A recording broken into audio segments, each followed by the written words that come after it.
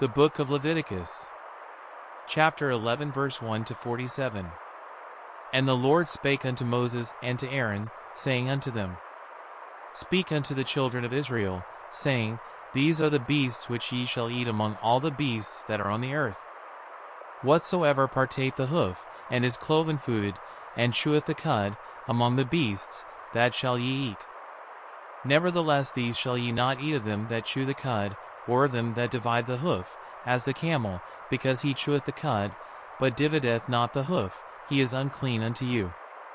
And the coney, because he cheweth the cud, but divideth not the hoof, he is unclean unto you. And the hare, because he cheweth the cud, but divideth not the hoof, he is unclean unto you. And the swine, though he divide the hoof, and be cloven-footed, yet he cheweth not the cud, he is unclean to you. Of their flesh shall ye not eat, and their carcass shall ye not touch, they are unclean to you. These shall ye eat of all that are in the waters, whatsoever hath fins and scales in the waters, in the seas, and in the rivers, them shall ye eat. And all that have not fins and scales in the seas, and in the rivers, of all that move in the waters, and of any living thing which is in the waters, they shall be an abomination unto you. They shall be even an abomination unto you, ye shall not eat of their flesh, but ye shall have their carcasses in abomination. Whatsoever hath no fins nor scales in the waters, that shall be an abomination unto you.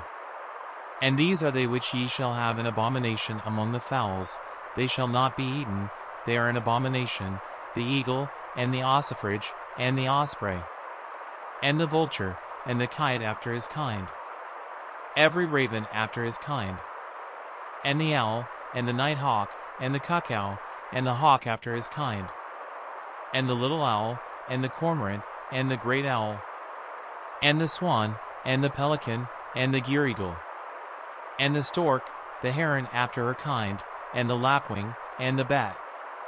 All fowls that creep, going upon all four, shall be an abomination unto you.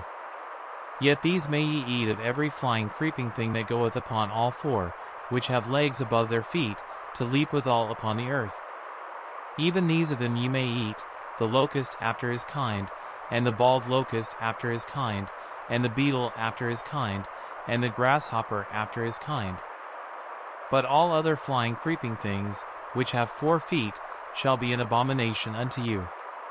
And for these ye shall be unclean, whosoever toucheth the carcass of them shall be unclean until the even. And whosoever beareth aught of the carcass of them shall wash his clothes, and be unclean until the even. The carcasses of every beast which divideth the hoof, and is not cloven-footed, nor cheweth the cud, are unclean unto you, every one that toucheth them shall be unclean.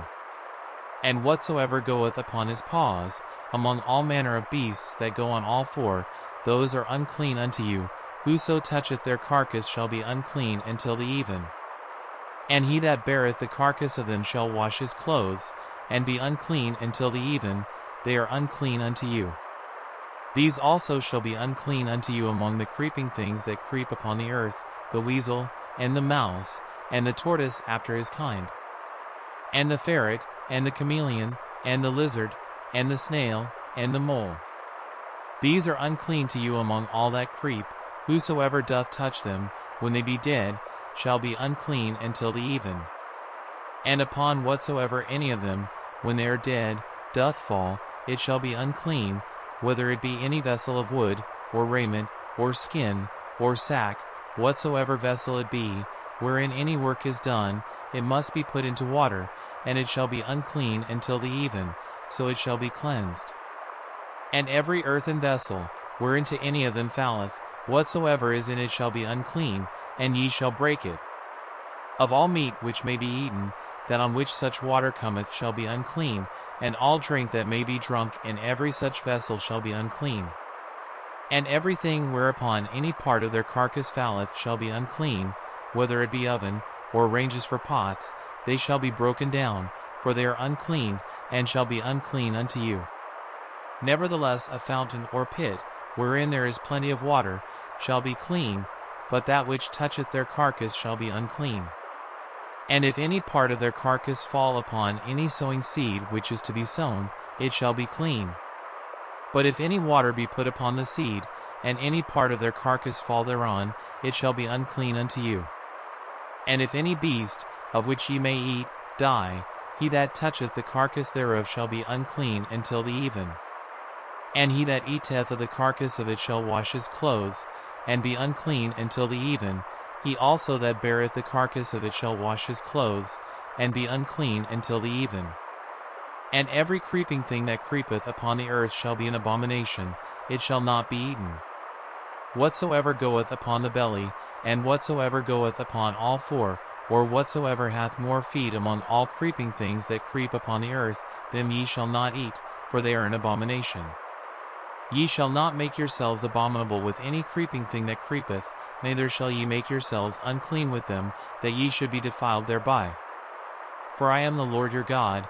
Ye shall therefore sanctify yourselves, and ye shall be holy, for I am holy, neither shall ye defile yourselves with any manner of creeping thing that creepeth upon the earth.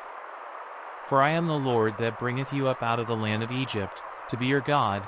Ye shall therefore be holy, for I am holy. This is the law of the beasts, and of the fowl, and of every living creature that moveth in the waters, and of every creature that creepeth upon the earth. To make a difference between the unclean and the clean, and between the beast that may be eaten and the beast that may not be eaten.